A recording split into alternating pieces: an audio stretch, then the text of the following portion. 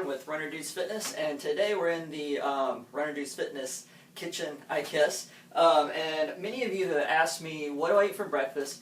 Particularly, what do I eat for breakfast before a long run? So today I wanted to show you three simple breakfasts that I put together and eat on a regular basis. And the first one is simply fruit and yogurt. I prefer to eat the Greek yogurt. I like the Chobani, but there's all different brands. I actually eat the 2% Greek yogurt. There's I think a 1% and a 0%. The 2%, particularly if it's just for breakfast, tends to have a higher satiation factor for me, so it satisfies me longer.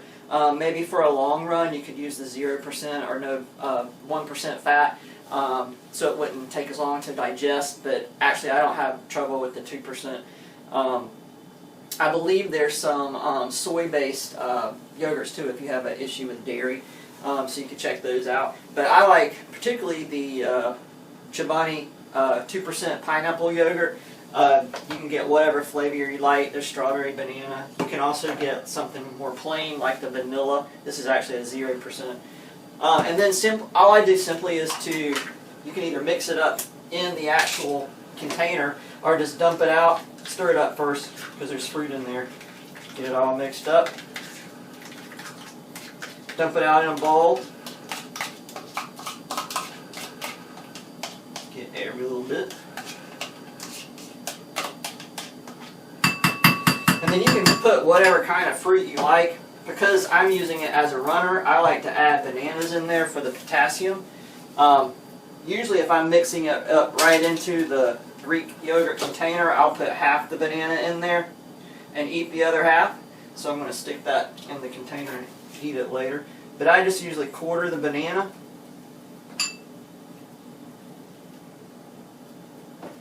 And then just chop it up in there. Or slice it up in there.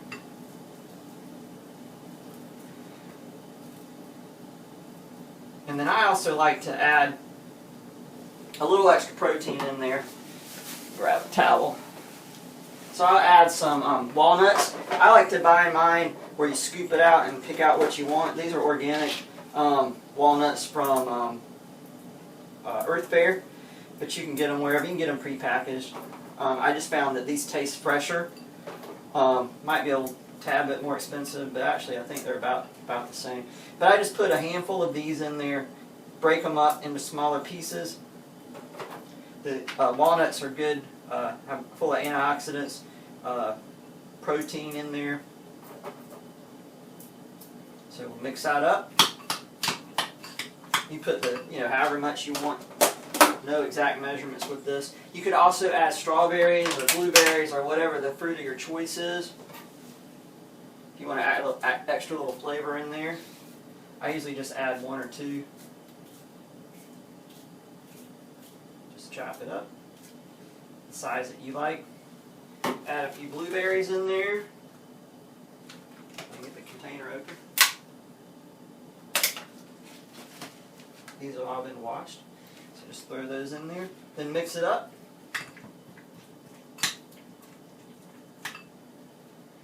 There you go. You can see it looks great.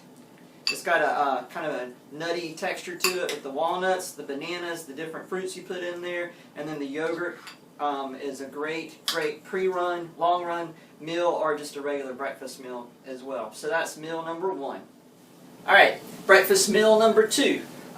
English muffins with peanut butter and preserves or fruit on top. This is one of my favorite pre-long run meals. It's almost the one I eat most often. What I do is get the just basic English muffins. I get the whole grain Thomas English muffins. If the whole grain bothers you before a run, you could get just the regular, the white English muffins. They're different brands. Just get whatever you like. Some of them are frozen. So you just take one English muffin, split it in half. Sometimes this goes better than other times. There we go, this is like it's cooperating. Drop it in the toaster, push it down, toast it. Through the miracle of video, I have some already toasted here. So we're going to use these. What I do is take the two halves, and I like to cover them with a layer of peanut butter. I like the organic peanut butter. You can get whatever natural kind, regular, Skippies, whatever works best for you. Just spread a nice layer over the top of each English muffin half.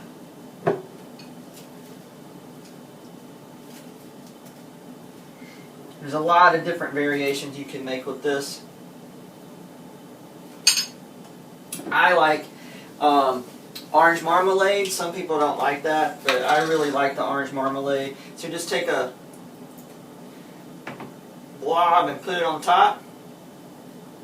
This adds just a little extra of the carbohydrates, quick carbohydrates.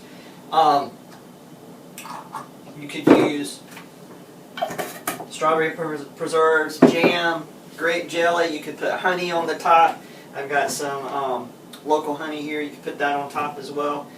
So whatever little extra kind of quick carbs on top would be great. The protein, the peanut butter adds a little bit of protein, but not too much, so it's not going to take too long to digest. And again, the carbohydrates in the English muffin. These are a great source of fuel and energy for your long run. For the second one, what I'm going to do is slice a banana. This adds a little extra protein in there. Not protein, a little extra potassium in there. And some quick carbs as well. Probably only need about a half a banana, so you can save the other half. Eat it right now or save it for later. This one I'm just going to slice like this, make little round wheels here, put on top. You could do one of each, or you could go make both of them peanut butter and banana, or both of them with preserves or jelly on it. But this really works well for me on my long runs. I eat this quite often. And there you go. So this one's English muffin with peanut butter and orange marmalade. This one's English muffin, peanut butter with banana slices on top. Another good pre-run fuel for your workout. All right, last but not least, breakfast number 3. This is oatmeal that I'll doctor up and show you how I do it. I usually eat this in the winter months because it is a warm breakfast food, but you can eat it any time of the year. I prefer to eat the steel-cut oatmeal. Steel-cut oatmeal is processed very little. They take out the outer husk and then is cut with a steel blade.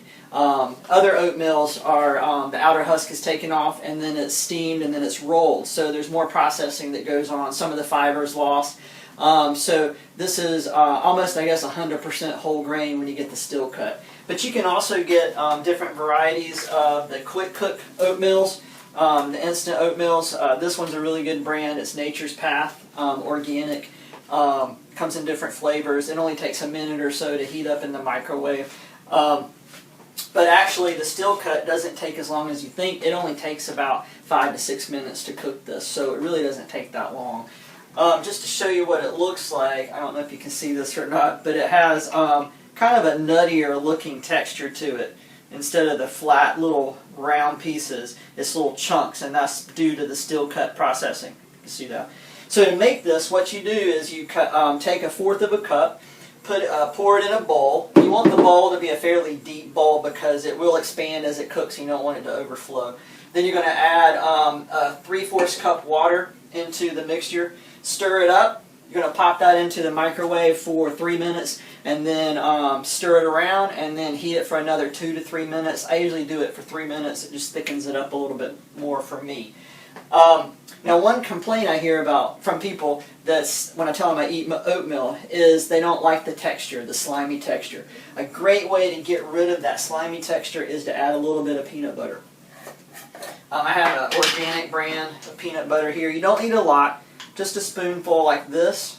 It's probably like a tablespoonful maybe. Stir it into the oatmeal mixture and it thickens it up really well. It gives it, because it is a nut, it gives it more of a nutty flavor, nutty texture. It's a thicker, it gets rid of that slime. It also, for me, increases the satiation factor, so it stays with me longer during the day. That may be because you're adding a little bit more healthy fat to it, so it sticks around a little bit longer. But because you're only putting a little bit, it's not too much. It's not going to take it a long time to digest. So stir that in really well, and you can see that that makes that texture much thicker, takes that sliminess out of it. Now, if you have an allergy to peanuts, or you just don't care for peanut butter, you can use any nut butter that you like. This is almond butter. There's a lot of different varieties of nut butters out there. Or you don't have to put any in it at all. That's just what I like to do. Next, what I like to add is some extra nuts in there, just mainly for texture. The walnuts also have a lot of benefits to them. They're good for your brain. They're good for your bones, for your immune system. Plus, they just add another texture in there. It gives a little bit of a chew so that it's not just a mushy type texture. And you can put in as many as you want. Don't need a whole lot. So you break those up in there, stir that around. And then I also like to add some fruit in there. You could add fresh fruit like bananas or peaches or strawberries, whatever you wanted to.